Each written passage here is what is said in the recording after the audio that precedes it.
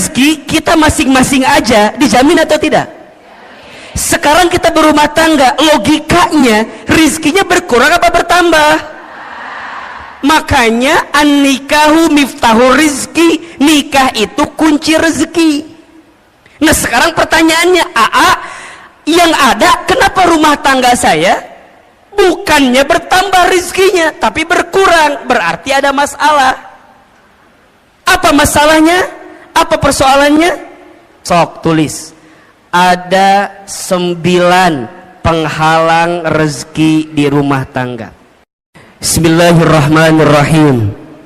Assalamualaikum warahmatullahi wabarakatuh.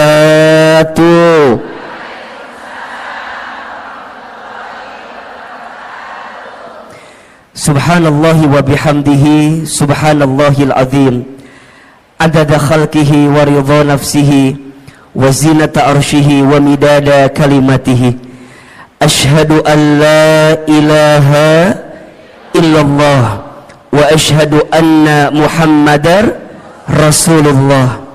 Allahumma salli wa sallim ala rasulillahil karim sayyidina wa syafi'ina wa maulana muhammadin sallallahu alaihi wasallam wa ala alihi wa ashabihi wa man tabi'ahum bi ihsanin ila yaumiddin. Rabbi a'udzu bika min hamadzatis syayatin wa a'udzu bika rabbi ay yahdurun. Subhanaka la ilma lana illa ma 'allamtana innaka antal alimul hakim. La haula wa la quwwata illa billahil aliyyil azim. Sadaqallahul azim wa sadaqa rasuluhul karim. Amma ba'du. Bunda, teteh, sayang, apa kabar semuanya pagi ini? Coba yang kompak ngejawab teh ya. Yang depan kompak, yang tengah ngalamun gitu, yang belakang culang cilung naon iya teh. Coba kalau Ahilman tanya apa kabar, jawab alhamdulillah. Apa kabar semuanya hari ini? Sehat badannya? Sehat keluarganya? Sehat dompetnya? Agak beda barusan jawabannya ya. Ada kekesalan di hati sepertinya barusan. Masya Allah, para ayah juga ada di sana, para suami mohon izin, mohon maaf. Semua ibu, teteh, sayang, Ahilman doakan semoga yang hadir hari ini Allah panjangkan umurnya. Yang hadir hari ini semoga Allah sehat afiatkan badannya. Yang hadir pagi ini semoga Allah berkahi hidupnya. Semoga Allah tambah rezekinya. Yang punya rumah tangga Allah rukunkan rumah tangganya. Yang belum punya pasangan ada? Ada? Yang mana orangnya? Yang belum punya pasangan semoga ketemu jodoh yang soleh, jodoh yang baik, jodoh yang kaya. Mudah-mudahan semua yang hadir Allah angkat derajatnya, dan semua yang hadir kelak Allah masukkan ke dalam surganya. Amin ya rabbal. Bunda, teteh, sayang, pagi ini tema kita apa judulnya? Penghalang rezeki di rumah tangga. Baik. Kelihatan? Apa yang kelihatan? Iya. Saya belum nulis apa-apa ya, tenang ya, Masya Allah.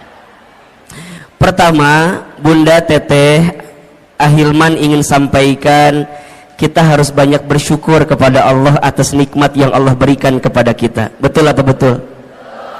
Iya apa iya?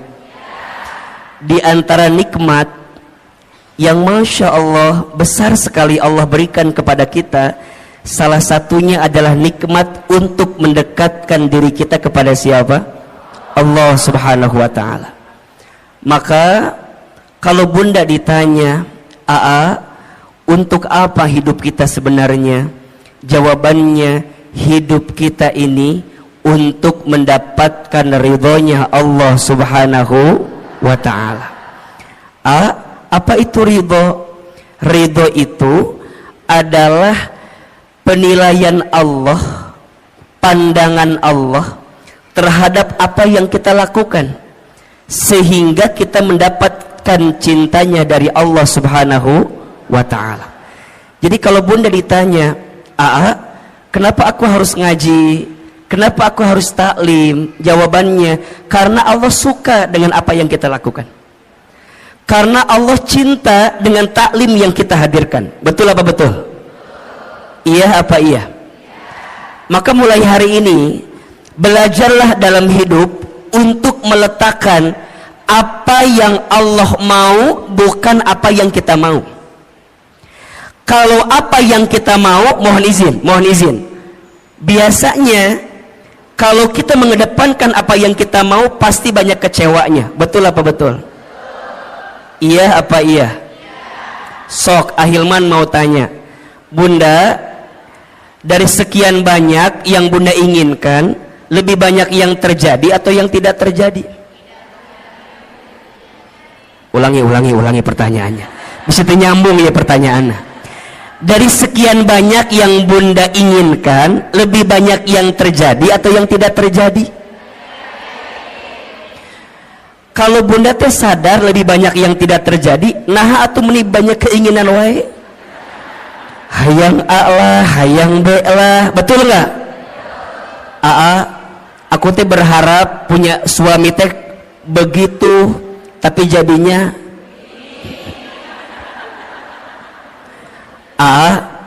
aku teh dulu berharap punya suami teh kayak Ustadz Hilman kayak gitu. Berharapnya tuh begitu. Emang kumaha gitu? Iya, siga awe gitu. Keur mah kasep, meureunna ieu meureun ieu ge. Keur mah bager, meureun ieu ge meureun. Bunda, kalau masih seperti itu, berarti bunda belum ridho dengan ketentuan Allah. Iya apa iya? Oh, berarti ternyata dari sekian banyak keinginan kita, lebih banyak yang terjadi, yang tidak terjadi. Betul. Terus apa sebaiknya? Sebaiknya belajar mengecilkan keinginan kita dan belajar meningkatkan kepantasan hidup kita. Status hari Kamis itu, Herbolah itu ya. Belajar menurunkan keinginan kita dan belajar meningkatkan kepantasan kita. Karena pada akhirnya, kalau kepantasan kita sudah ada pada titik yang sesuai pandangan Allah, pasti kita akan mendapatkan apa yang kita inginkan itu. Betul apa betul?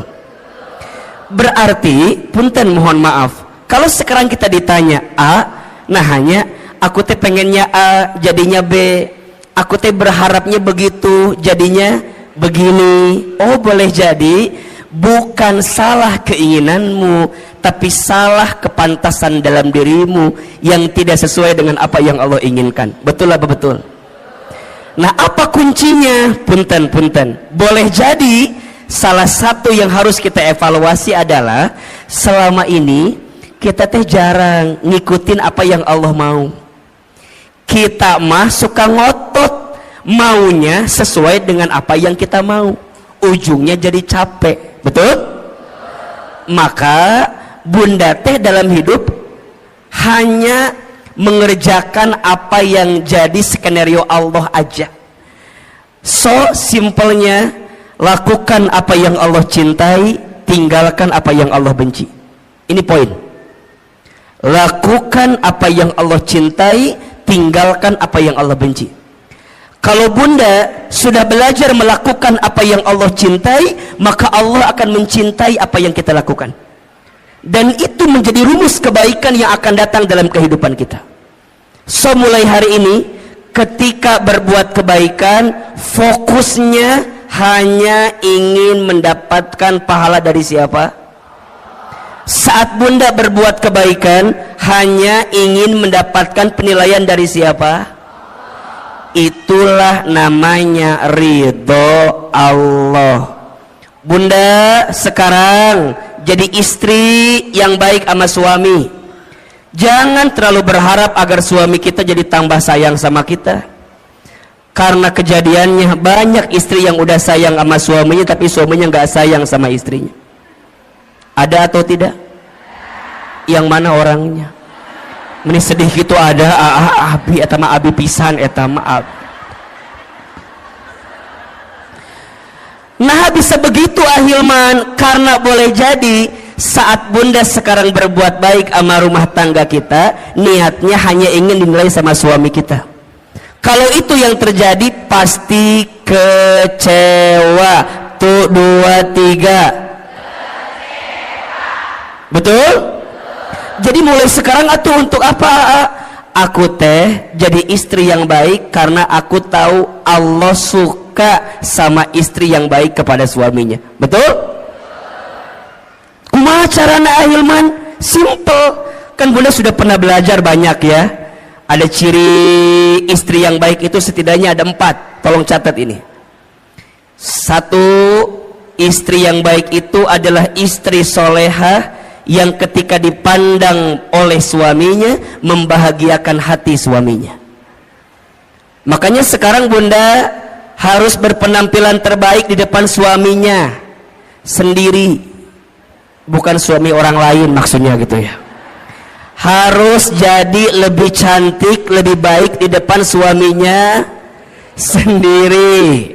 Makanya kalau sekarang bunda misalnya mohon izin ya, ikutan senam, misalnya senam jumba, bunda teh senam jumba, aduh belajar gitunya. Terus bunda teh bilang gini ke suami, ayah apa, bunda teh udah sebulan ikut senam jumba. Oh gitu? Senam jumba di mana? Di Cetuti. Tadi situ ada terus ada senam jumba Cetuti, ayah tadi dinya. Nah terus ditanya bunda teh, oh gitu. Terus kata bunda, coba ayah lihat ada sesuatu nggak dari bentuk bunda gitu, dari penampilan bunda. Tapi suami tuh ngomong gini doang ke bunda, oh bunda teh senam, iya, asa nggak ada perubahan. Tah, kalau bunda senamnya untuk suami sakit atau tidak? Sakit. Tapi kalau bundanya ngerti kalau berpenampilan cantik sehingga membahagiakan hati suami itu disukai oleh Allah, maka bagaimanapun caranya suami muji, suami nggak muji, betul? Suami lihat, suami nggak lihat, nggak ada urusan. Dan karena buat aku mah ini pasti dapat pahala dari siapa? Jadi bunda nggak akan ngambek. Kamu mah ya ngongkosin enggak, nganterin enggak, minimal kamu tuh ngehargain aku. Aku tuh capek. Kalau ibunya gitu, pusing apa enggak? Pusing, ujungnya senam teh bunda jadi stres sendiri. Stres, buat apa stres begitu? Ujungnya nggak dapat pahala apa-apa. Betul apa betul? 2, apalagi istri yang baik itu istri yang ketika diperintah oleh suaminya taat kepada suaminya. Makanya bunda ingat ya, kalau suami kita minta sesuatu, bunda harus ingat, oh Allah sedang menyimpan surganya melalui suami kita. Makanya kalau bunda dipanggil, bunda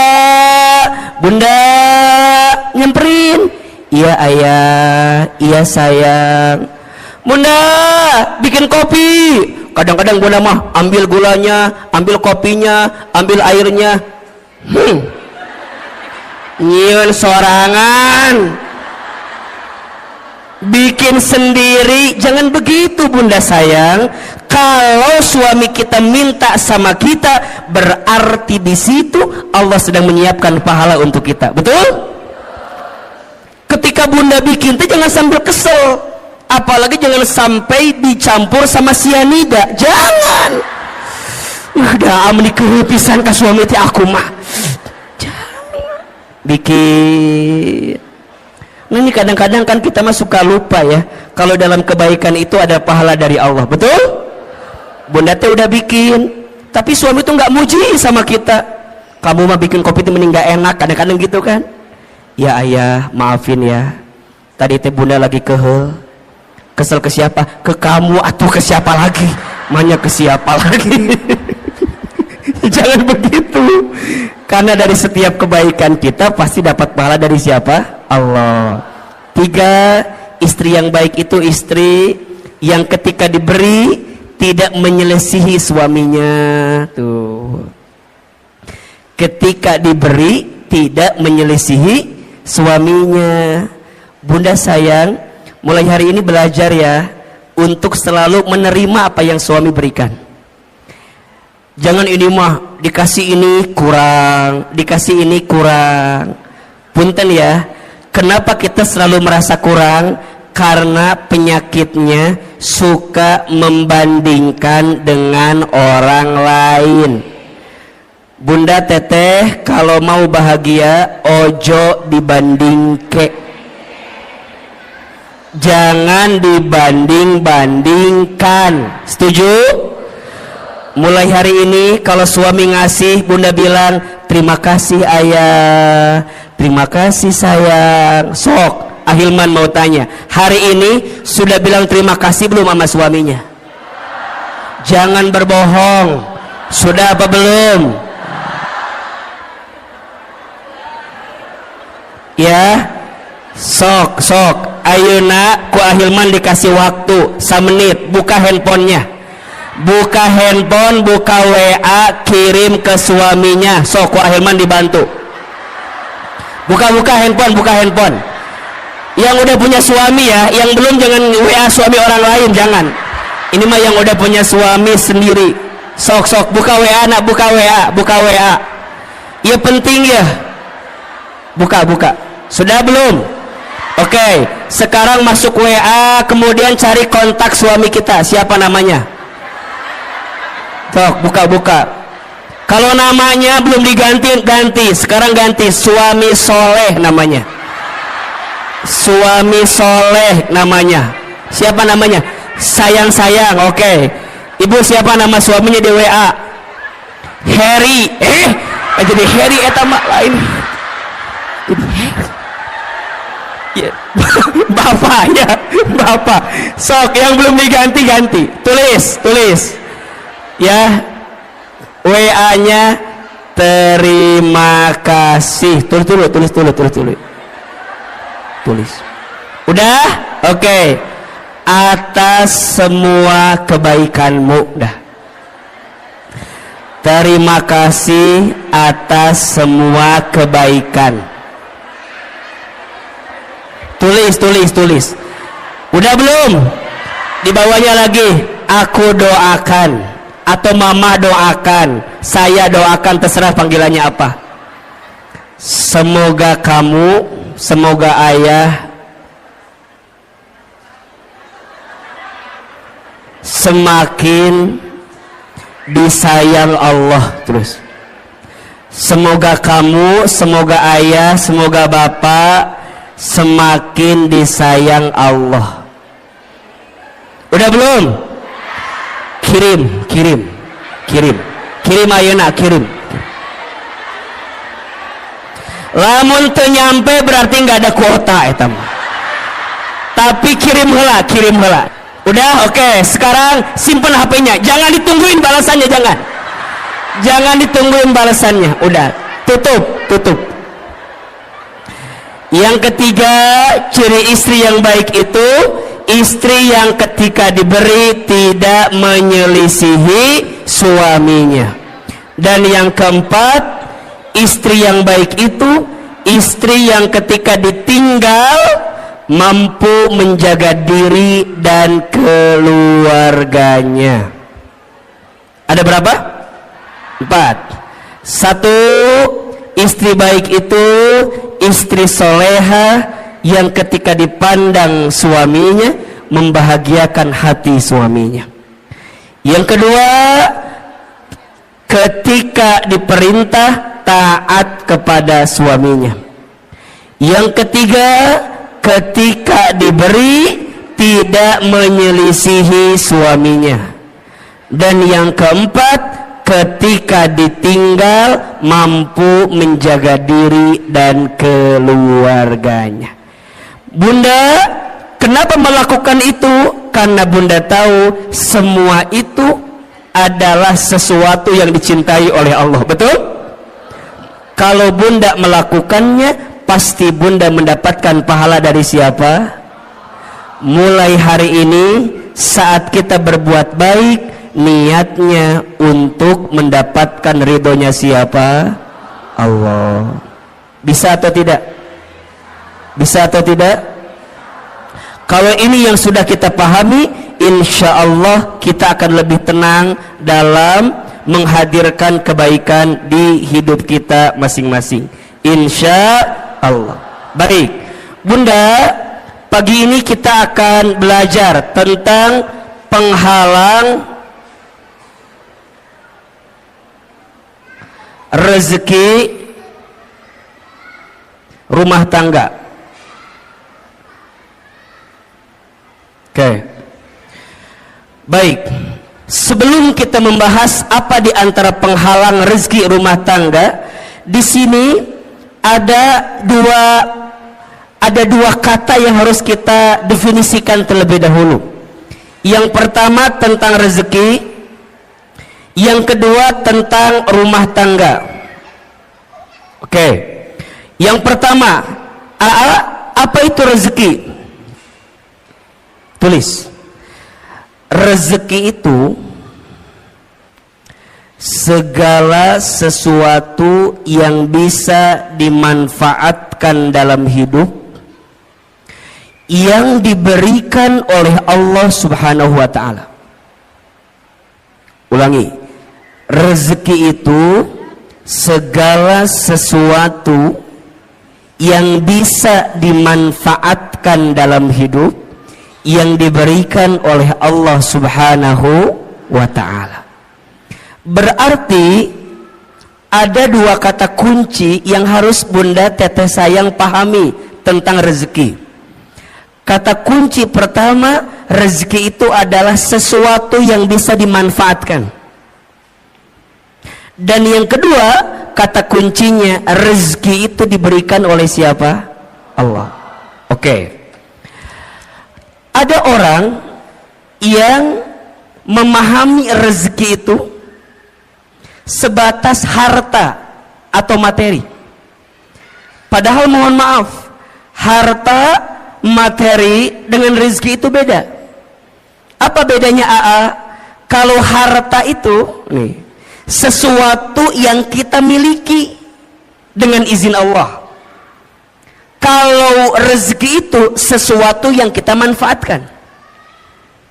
Tidak semua rezeki bentuknya harta, dan tidak semua harta jadi rezeki. Contoh, AA tinggal di Sentul. Di Sentul itu biasanya yang punya rumah tinggalnya nggak di Sentul, tinggalnya di Jakarta. Oke. Rumah itu secara harta punya siapa? Punya orang yang tinggal di Jakarta. Tapi rizkinya ditempati oleh orang yang nungguin rumah, pembantunya. Hartanya punya siapa? Orang yang tinggal di Jakarta. Tapi rizkinya rizki siapa? Pembantunya. Jelas tidak? Jelas tidak? Jadi rezeki itu bukan yang harus kita miliki. Kadang ada sesuatu yang tidak kita miliki tapi jadi rezeki. Betul? Ahilman suami siapa?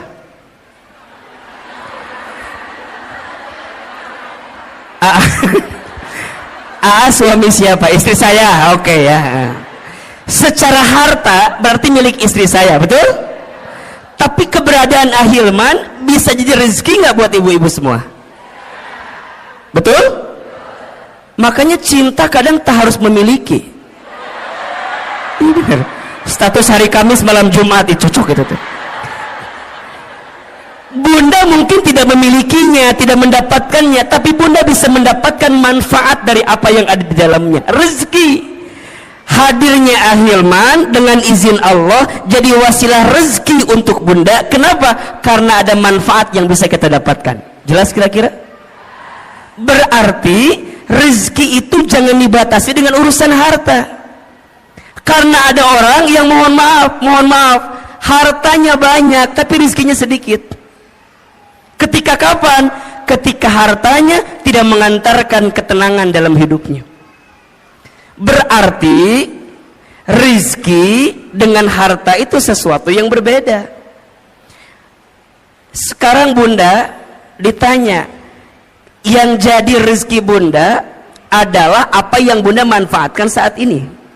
Kerudung bunda, antara yang di lemari, halo, kerudung bunda antara yang di lemari dengan yang dipakai lebih banyak yang mana?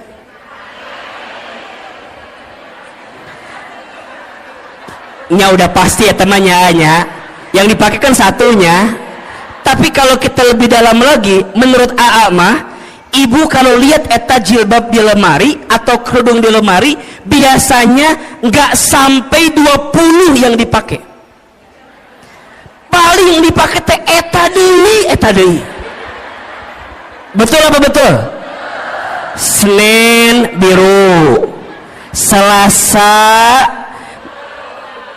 hijau, Rebo merah, Kamis coklat, Jumat putih, dibolak-balik eta terus. Coba, ternyata kerudung kita teh lebih banyak yang dipakai apa yang disimpan? Buat apa disimpan teh? Buat apa? Makanya ini nasihat dari guru saya. Kata guru saya, kalau kamu punya harta atau punya sesuatu udah hampir 40 hari lebih nggak dipakai, keluarkan. Karena itu menghambat datangnya keberkahan rizki untuk kita. Rizki itu bunda kan harus terus berjalan ya, mengalir. Kalau bunda punya baju, misalnya punya kerudung, kata guru saya, kalau udah 40 hari nggak dipakai, segera keluarkan. Karena boleh jadi itu menghambat datangnya keberkahan rezeki untuk kita. Makanya bunda pernah nggak begini? Bunda teh beli ini, bunda teh ke mall, di mall teh ada kerudung bagus. Bunda saya bilang gini, kayaknya bagus deh itu jilbab gitu. Bunda teh beli aja. Sampai ke rumah, bunda dicobain. Tapi pas nyobain teh, asa biasanya. Jangan salahkan kerudungnya, salahkan wajah kita, barangkali memang ada masalah. Tapi sebenarnya kalau mau lebih dalam, itu tentang rasa syukur. Jadi bunda tuh nggak nikmatin yang ada. Kenapa? Karena terhambat dengan apa yang bunda hari ini tidak keluarkan. Maka hati-hati, keberkahan rezeki itu lebih penting daripada banyaknya rezeki.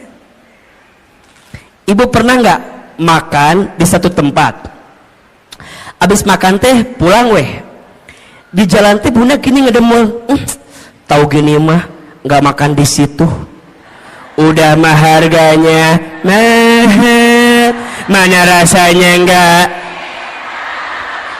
Pernah nggak begitu? Pernah nggak? Mulai hari ini perbaiki. Jangan berkata buruk untuk sesuatu yang pernah masuk ke perut kita. Kenapa? Keberkahan rizkinya hilang. Apalagi kalau bunda tambah bikin status lagi, jangan makan di sini, udah mahal, nggak enak. Ya teman doba dosana teh. Ke rumah kita nggak bersyukur, ngahina, kemudian nyebarin ke orang lain. Terus gimana? Belajar memahami rezeki lebih luas. Makanya bunda perhatikan, doa mau makan apa kalimatnya?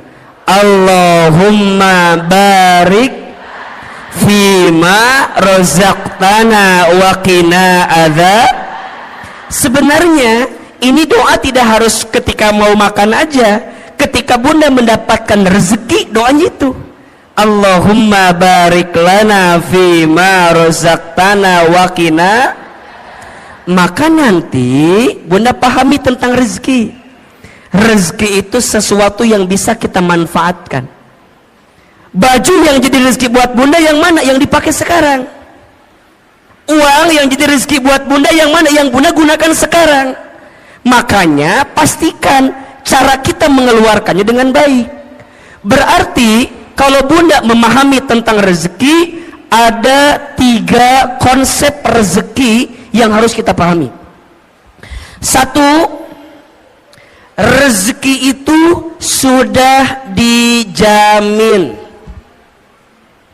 Sudah apa? Keterangannya di Quran surat Hud surat ke-6 ayat surat ke-11 ayat 6.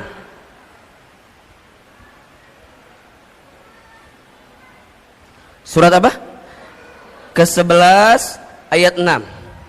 Bunda perhatikan ini ya.